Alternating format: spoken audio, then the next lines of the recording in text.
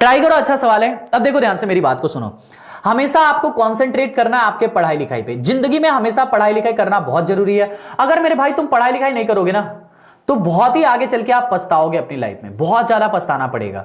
कम से कम देखो अपने माँ बाप का चेहरा देखा करो और मन से पढ़ाई किया करो। पढ़ाई करना इज वेरी इंपॉर्टेंट, ठीक है ना। सब कुछ लाइफ में जरूरी है, सब कुछ मेरे हिसाब से सब कुछ जरूरी है जो आप चाहते हो। अगर आपका दिल, आपका मन, अगर आपकी चाह है किसी चीज को लेके तो वो जरूरी है आपके लाइफ में। वो लाइफ का एक फेज है।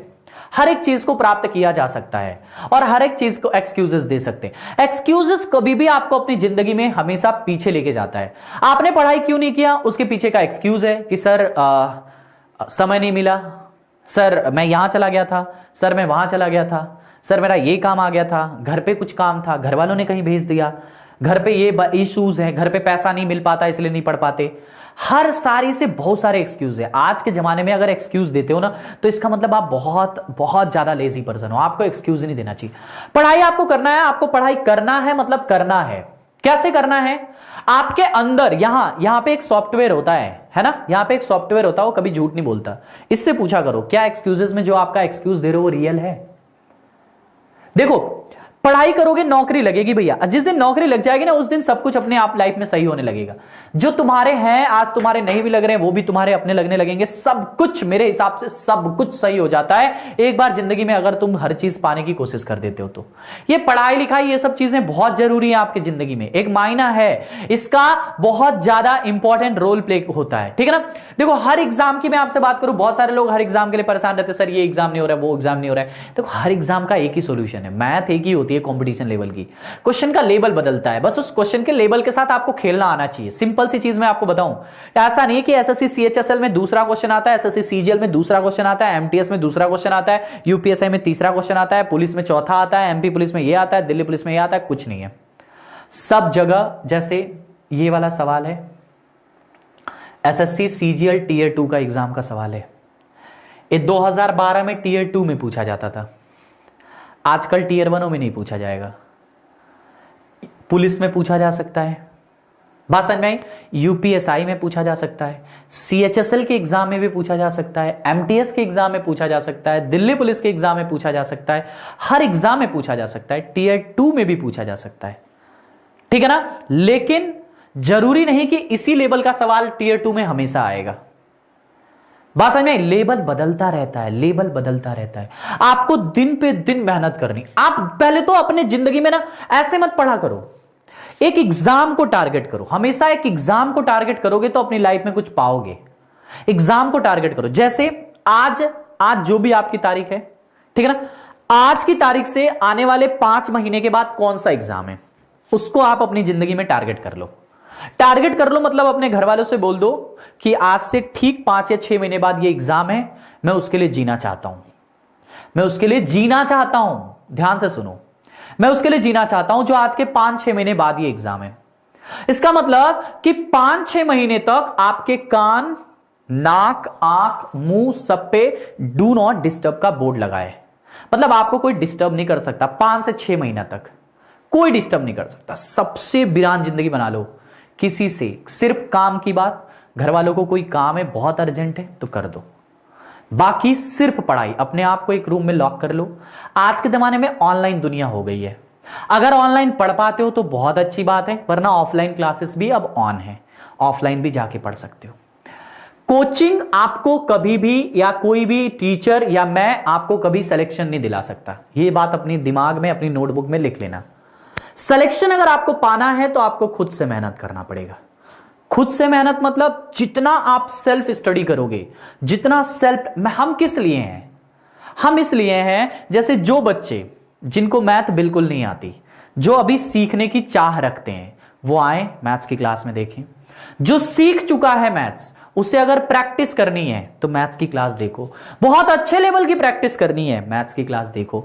उसके अलावा मान लो कोई चीज तुम प्रैक्टिस कर रहे हो, कुछ छूट गया है, मेरी किसी वीडियो में तुम्हें पता है कि मैंने पढ़ाया, परसेंटेज की कोई चीज है या प्रॉफिट लॉस की कोई सवाल है जो तुम्हें नहीं आ रहा है, जाओ वीडियो देख लो, क्वेश्चन मिल जाएगा। स्टडी 91 के एप्लीकेशन और प्ले स्टोर में जाओ, सर्च करो, वेबसाइट पे आपको क्वेश्चन भी मिल जाएगा। सब कुछ है फ्री ऑफ कॉस्ट में। हम आपसे पैसा तो लेते नहीं, क्या लेते हैं यार बताओ?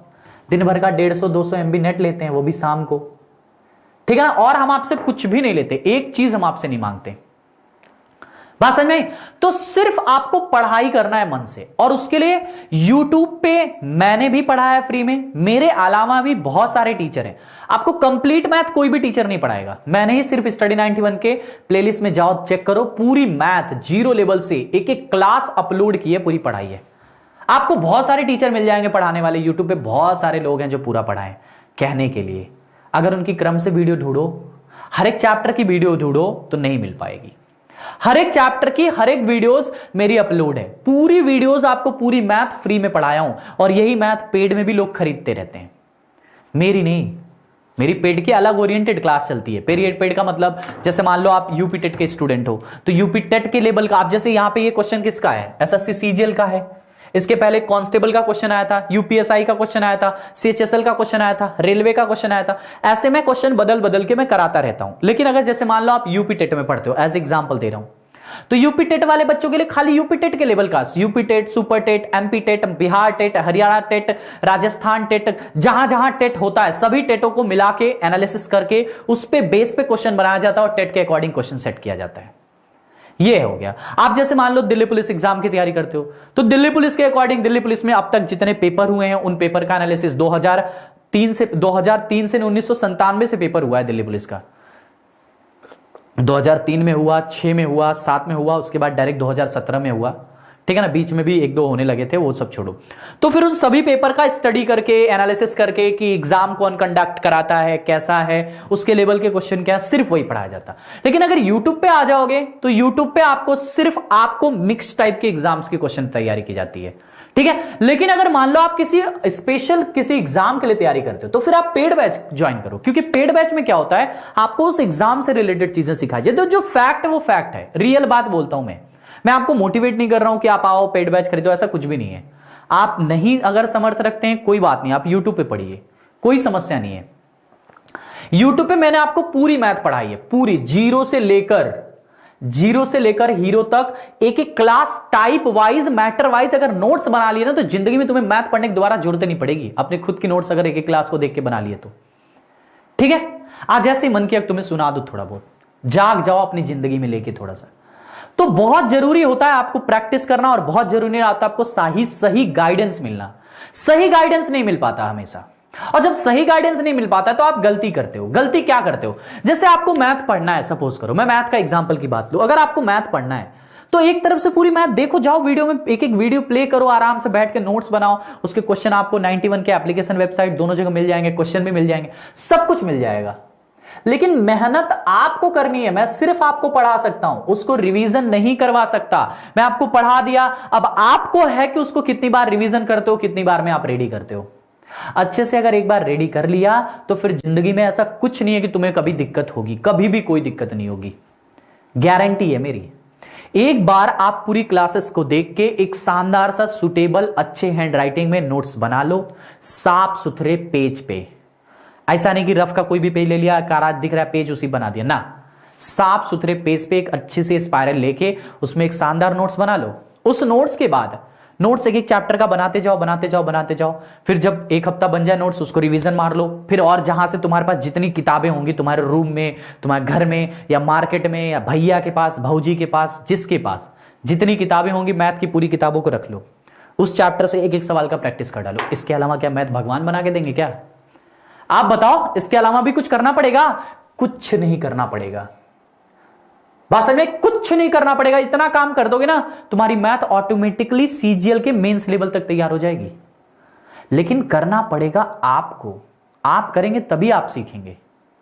इस बात को समझिए कि आप नहीं करेंगे तो आपको कुछ भी नहीं सीखने को मिलेगा। आपको सीखना पड़ेगा मेरे भाई, सीखिए मन से सीखिए, मेहनत करिए। जिंदगी में आगे बढ़ना है तो रोज पढ़िए, एक दिन से नहीं कि आज मन किया चलो आज मैं पढ़ता हूं, 4 घंटा एक ही दिन में पढ़ दिया, कोई फायदा नहीं है।